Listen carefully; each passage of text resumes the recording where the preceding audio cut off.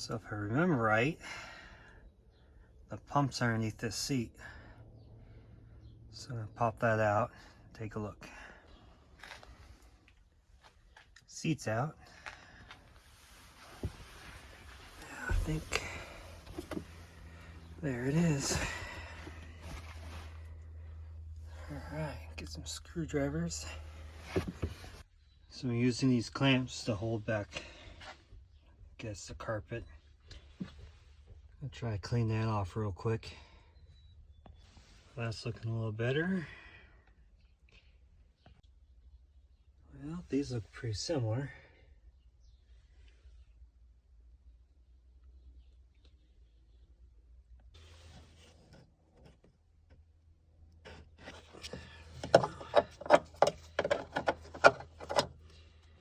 These guys, you push kind of right there,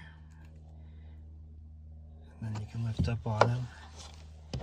Kind of do it at the same time. And I'm going to tuck these guys back and try to move this. So I use this branch here.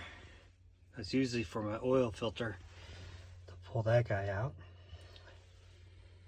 Then lifted it out. And unfortunately, my old one has seal.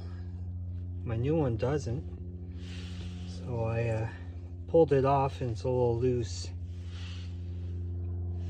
Then I hooked on this guy, the float. Now I try to slide it back in there. Well, this wrench is really hard to use. It seems snug. These guys clipped on.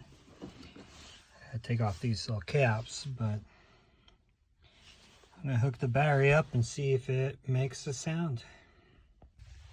So I drove around, filled up the tank. Doesn't look like any leaks. So that's good news.